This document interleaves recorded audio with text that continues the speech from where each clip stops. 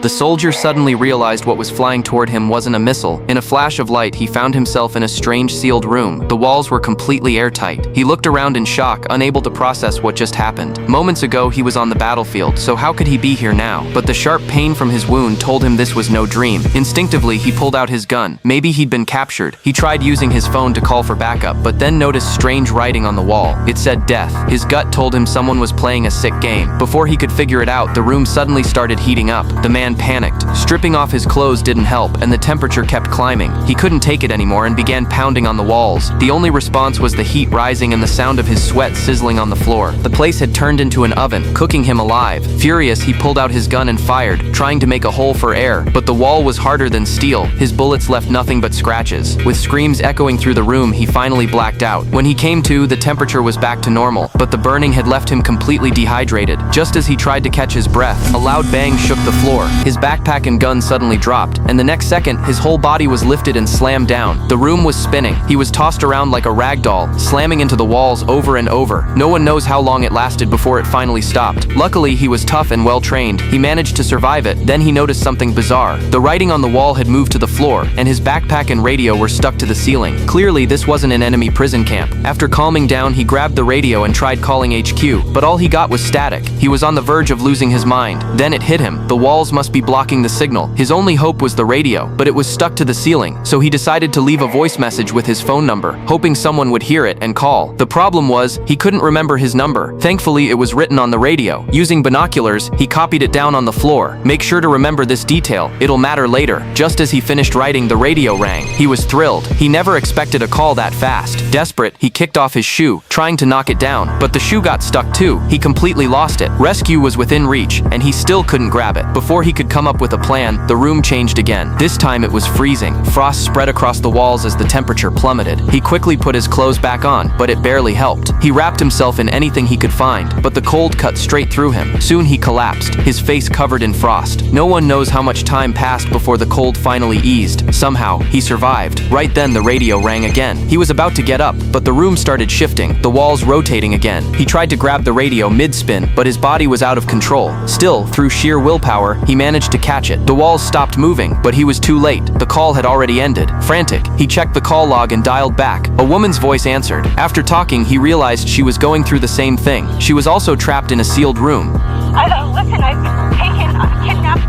I'm in the fucking room and it keeps changing temperature and turning and spinning like a fucking...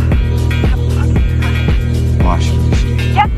Yes, exactly. It's weird.